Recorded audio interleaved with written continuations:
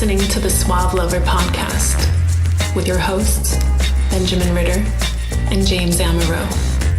SuaveLover.com, advising gentlemen on the art of romance.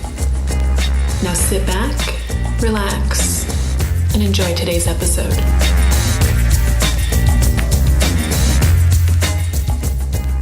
It's funny how it's almost like this cut and dry rule. It's like, don't have sex with employees. Even companies have policies against it. Yeah. But when you look at statistics, where do people meet their long-term partner, who they get married to, or their long-term relationship?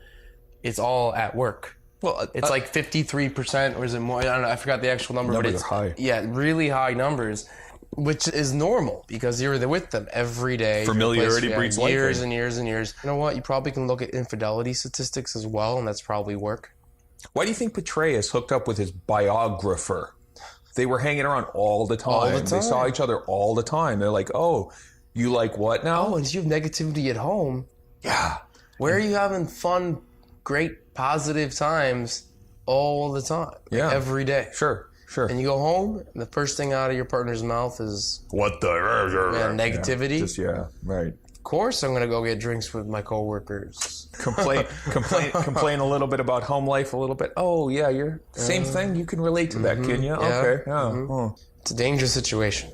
Well, if you do know that familiarity breeds liking and, you know, you're seeing someone that you do like at the office. Proximity. Yeah. Yep. This is one where you go back to that primal instinct of your fear of rejection carries a long-term consequence because you're in a closed social network. You got to be more careful than when you're at a bar with strangers where anything out of your mouth, your pure id can just come out. But we're almost just saying kind of that, okay, so this is going to happen. Mm-hmm. Going to be attracted to someone you work with. So the only thing there then is make sure that the attraction is mutual. Okay, but should you act on that attraction? I wouldn't. And the reason that I wouldn't is because there's too many fucking other human beings on the planet. But it's hard to turn something down when it is mutual. Can be. And it is so available. And it's part of your life. It can be. You know, I spent a lot of years working for a big tech company where there was a lot of travel and there was a lot of turnover. I have a good comparison. You're done. Okay. And that company had lots of little side hookups, but you kind of knew. It was really hard to be discreet because you would see lovey-dovey and 2 months later you would see hate eyes in these cross-functional meetings. Yeah. And even if you're not actively working with, eventually you're going to run in the hallway. It's going to be, there's a chill in the air. And as far as I'm concerned, it's just really not worth it once you have the option to date literally pretty strangers on the street. Once you have within you that, I don't know, day game cold approach mentality where it's like everybody I find pretty is at least a viable chatting partner. The stranger on the train is a viable chatting partner. Now, I haven't found myself in a place where it's been low risk and convenient and mutual and all that stuff where I thought it was a better alternative just because of the proximity that can be than meeting a stranger. By the way, for a long time I couldn't. For a long time I just didn't know. I didn't know you could do that. Once you can meet strangers, work becomes a good time to be away from someone that you're actually I think that's with. A big part of it.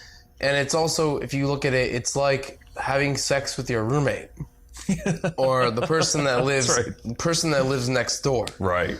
Seems like a really great idea when you can go outside your door in sweatpants, knock on the door next to you, and have sex and come back home. You know, it's like comfortable, it's easy, you guys live together, you guys get along, you guys understand each other. But then you guys break up, and then you're like, shit, I gotta see this person all the time. They're peering through my peephole.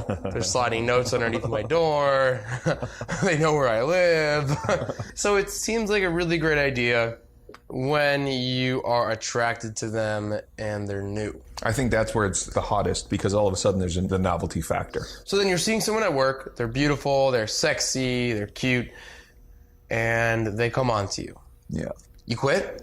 Take them out on a date, you know? Or do you invite them for a drink and tell them to bring friends because they're a cool person, you get along, and hopefully avoid hooking up with them and meet some of their friends? How to Start a Kinky Relationship by James Amaro is the definitive guide to successful alternative romantic relationships. The book has been called 50 Shades of Grey for Real People. Educational, informative, and irreverent, this book has something to offer anyone who is curious and sexually adventurous. Get your copy of How to Start a Kinky Relationship by James Amaro at Amazon.com or in select bookstores today. I'm willing to deal with the negative consequences of enjoying a relationship with someone that I work with that is not at a senior level, that is peer or below. Sure. Because I can handle those situations personally. That's my own choice. Even if they were in a senior position and maybe I was tired of my job, I probably would do it anyways. And once it started, I'd be looking for another job. So it's just know what you're getting yourself into and understand the consequences. And how do you handle it at work? No signs, no office sex lunch period, underneath the CEO's desk. Like, you have to keep them completely separate. That's the day job adventure. And that'd be fun for me for the time it lasted. Nightlife, completely different story. I'm trying to think of the last time that I was in the company of enough attractive girls that it was even a question, because mostly work doesn't involve people I'd want to, I don't work in nightlife. But in grad school, there were a lot of hot girls there, and there was like, no. I'm not interested, because at some point you're going to be in my Rolodex, and you're the kind of person who I'm going to want to have in my LinkedIn profile. How many people from grad school that you keep in contact with? Doesn't matter. I went to a grad school where those are the kind of people with 10 years maturation, they're running companies. Can I say something? The women that I've had sex with are probably more prone to help me out with a favor than the women I have not had sex with. Probably the case. And the people I went to grad school with are more prone to help me out with a favor than if I would have fucked them and broke their hearts. And that's absolutely empirically true. Then how do you hold off from breaking someone's heart? But how do you manage a work relationship? You set the standards immediately, but you need to be honest up front. Do not cheat on them. By cheating, I mean lying to them. Yeah. And just be more open than you've ever been in any sort of relationship, because any sort of negative association or any kind of conflict between the two of you, disagreement, is going to bite you in the ass. You can handle them wanting more, but you being upfront and honest. They will take their mourning period and you will be fine. Yeah, that's right. It's hard to stop thinking about nightlife and work relationships. That's a wonderful skewed perspective. I mean, if you're like a strip club manager, if you're a bartender. What if every day job was like completely acceptable to get wasted, right, to have sex, right, with everyone, right, and have no consequences? No, it's different. It's like celebrities and entertainment. It's completely different. And it's those types of things are not acceptable in the day-to-day lifestyle of the 9-to-5er. That's right. And it's kind of a shift. How many people would feel comfortable going out with their coworkers to the beach afterwards and getting into swimsuits, Right. And having cocktails? It would be weird. Yeah, right. Yeah, I understand completely. But then it's like when you do find someone that you want to do that with at work, it's hard to turn down. But I am suggesting you need to keep some sort of reputation and pay a little bit more attention to how you're handling the relationship and how you're treating that person. If I were going to engage this as a work relationship, I don't think I'd treat it differently than any other. And that's why we haven't had sex, right? That's the primary reason. It's because you don't drink enough. You handle your booze too well. If I were to do a work thing, I'd treat it like any other thing. Be very direct, set boundaries. It'd just be like any other kind of relationship management thing. People pick up on things really fast. It's surprising, yeah. Are you sleeping together? Because I saw that you glanced at each other, kind of forgot. Are you hooking up? And that's another thing, though, too, is that you need to censor yourself with work relationships. And that's something that you can't just be balls to the wall, because you do have to keep a work reputation. So, yeah, I mean, that's the thing. A work relationship is sexual. There's something taboo about it. I mean, sex is not that taboo. Once sex just isn't taboo, then it's sex. Well, it's just sex. And that's what we're talking about, censoring yourself. Mm-hmm. I mean, you're talking to the guy, though, that decided to get 2 or 3 of the girls that he was sleeping with the same job at the same place and think that was a good idea because they'd understand it.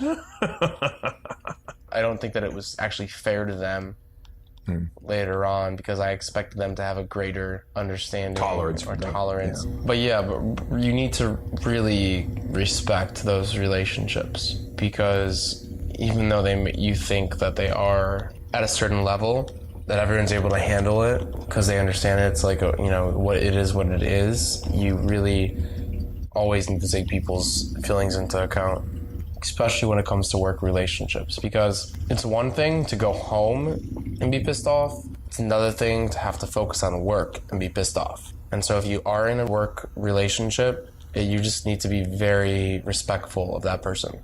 You know, actually, I think this might be the first time I've kind of thought of this. I think it's exactly that. It's that emotionality. Is like, I know that when I have any kind of like sexual investment in a girl, even if it's just casual, I'm invested. I think of it as being emotional. I think of it as being sort of like, this will be fun, or this will be exciting, or this will be a frustrating kind of this will be one of those fun dysfunctional relationship, whatever it is.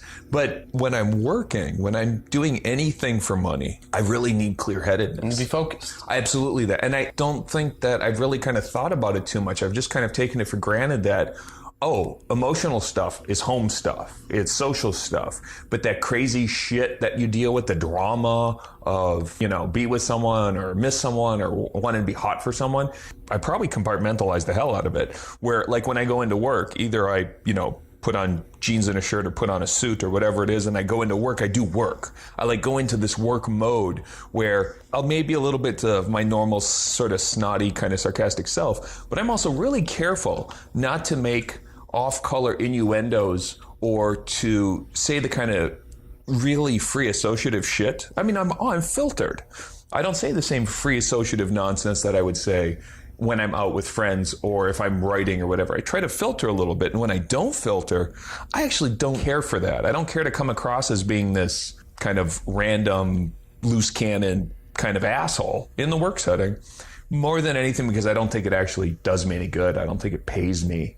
You can't focus. The work I do is mental work. So when I'm doing mental work, I really kind of need to put my time and energy. And this is part of the reason that I have this, how is my space arranged? And whether I've got someone living here or staying here, whatever, it's like, you got to be gone so that I can get into that mental state that I need to in order to be productive, creative. So imagine if you're working in an environment with someone that takes up that emotional space. Oh, fuck, man. And even if things are going well, it's still distracting. Totally distracting. And imagine when things are going bad.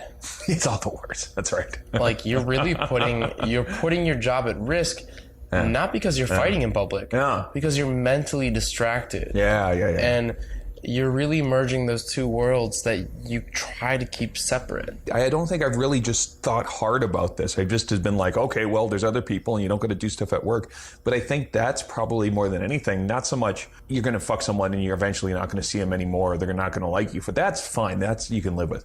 But the idea of being mentally distracted going into work and being like, shit. That's not cool. Yeah. Like, work is getting away from the drama, and then home is getting away from the work drama, you know? I think that actually, now that I'm kind of saying it out loud, it's probably because I'm compartmentalizing those things pretty aggressively. But if I knew then what I knew now, I'd probably fuck a bunch of my grad school co-classmates. It just doesn't matter. That's the thing. It's true. That's true. And I would have gotten out of my marriage earlier, you know? I mean, if I would have known then. And I probably wouldn't have gotten married in the first place if I would have known then. It is funny, though, how when you're around people that see you every day, you can get this level of closeness with them. Mm-hmm. But it's a false sense of closeness. Mm-hmm. Even though you may be attracted to someone, or you may understand each other or have certain similarities, you don't actually spend a real time with these people. Work's not real time. Work, like you said, is a facade. You're going to do your job and get paid, no matter how much you think. You don't fully know someone until you're outside of work and they're in their reality with their friends and their environment and their clothes they wear every day. And so it's also smart not to just be invested in someone that you work with every day, because you have no idea who they are. Sure.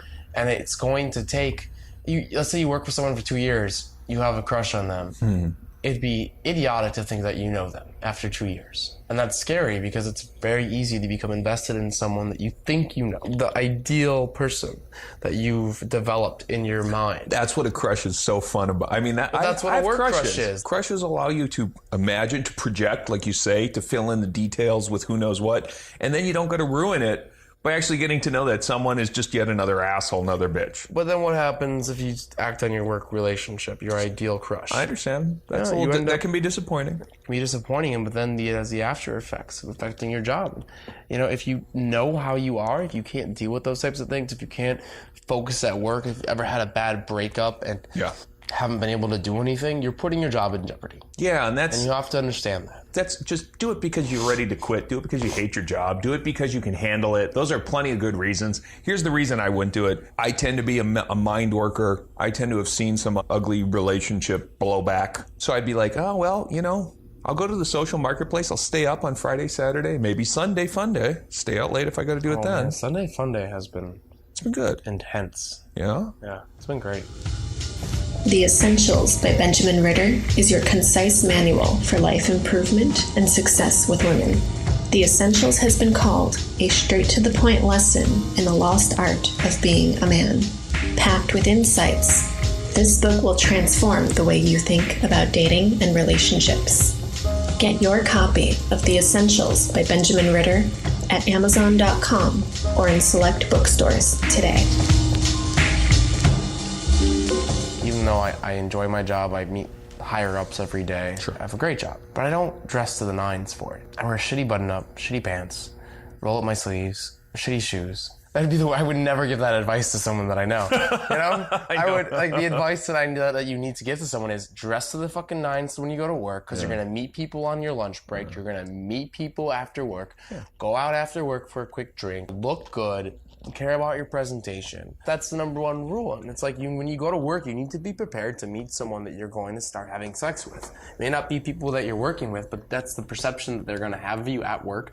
And you need to carry that perception on with you after work or during your lunch break. So make sure that you're dressed appropriately. I think what you just said is the stuff that you can generalize. You can say that to anybody, but at any time, right? Be presentable, etc. Yeah. But the crux of it is own your presentation. So make sure that, I think when you go in, you're not going in looking sloppy. You're just going in such a way that you know that you're put together well enough, even if you're not dressed to the nines. I think you're presenting yourself in such a way that I'm throwing it all my personality. But what you're not doing, what you're not doing is like your hair's not unwashed and scrubby, and you don't go in dirty. You own your presentation.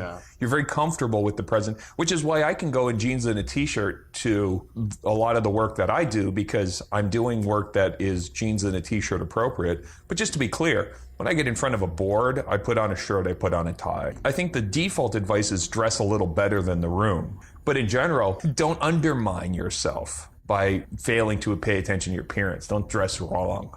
And trust me, I think you can roll up your sleeves and get yourself laid there at work. I think that'll work just fine for you. Oh, yeah? Yeah. Those sick patients in the ICU. Quick question. The people that I work with, a third of the people I know at my day job are all married to each other. They met each other at work. And so this is interesting. None of them work in the same department. So if you meet somebody and you're in a big enough company and you're in sales and they're in PR or they're in some other area, go for it. Do whatever you want. As long as they're maybe not connected to your boss. So you end up what's hurting the big yourself, hurting your big issue would be conflict of interest. You can't be in the same reporting structure, because then you can use your influence that way. That's right. So meet people in that way. Or they're friends. You're right. Go to the office party when you're asked the invitation to go out. When I'm working at my fun job, at my recreational job, I find that, there's a chance to go to a movie or something like that. And then all of a sudden friends of friends show up who are really fucking pretty. And guess where they don't live and work? They don't live in this neighborhood and they don't work at that job. And so if we like each other, great. And if we don't like each other, well, there's a reputation that I may have to live down, which is fine. But the reputation that I have, that I've cultivated, if people think that I'm heterosexual and I'm having sex with girls, I'm not going to be ashamed, right? So I'm not worried about what they said. It doesn't bother me. At the same time, I'm not actively trying to get some kind of he's a player, he's a man whore. I'm not trying to get a reputation like that either. Well, less is more at work. Even if you are having sex with someone at work, they're most likely not going to be sharing that with other coworkers. Nope. Now, if you fuck their friends and all of their friends scream loudly through the walls, then eventually someone might find out. Or a cubicle, people can see you.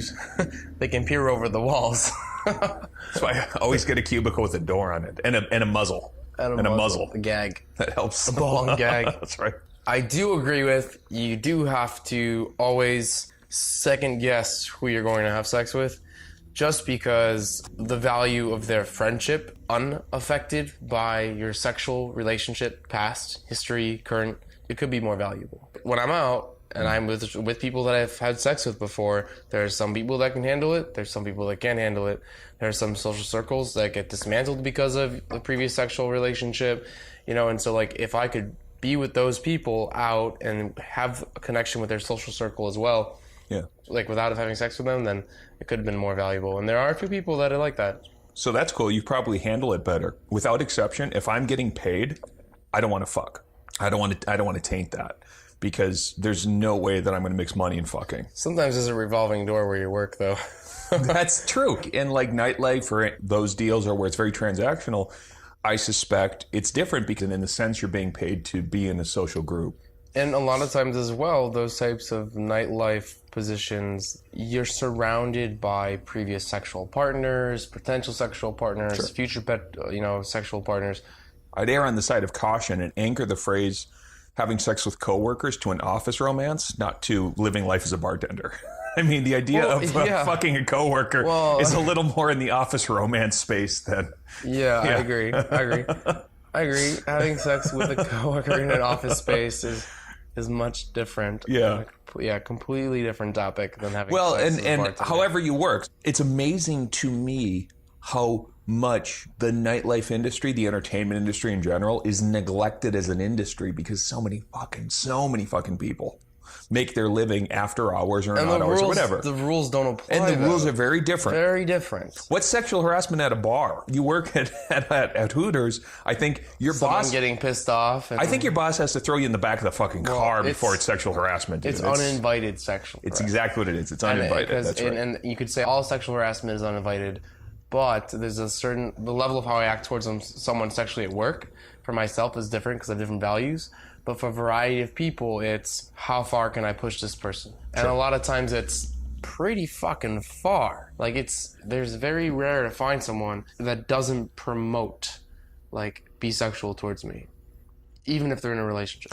Well, I had my share of strippers I've dated in the past. I remember one in particular saying, "Oh, I get into a fight every week." And I say, "You mean a cat fight with the girl?" She goes, "No. I mean, I land punches, I hit or get hit by one of the guys, one of the patrons at the bar, at the strip club." I'm like, "Are you serious?" She goes, "Well, imagine you are putting sex and alcohol and money into a fucking boiler room." And it's like sometimes shit, makes sense. And Makes it just sense, happens. You're just in that kind of an environment. You're fostering that energy. But the other day, it was a Sunday afternoon, and I went to go hang out at the bar I work at.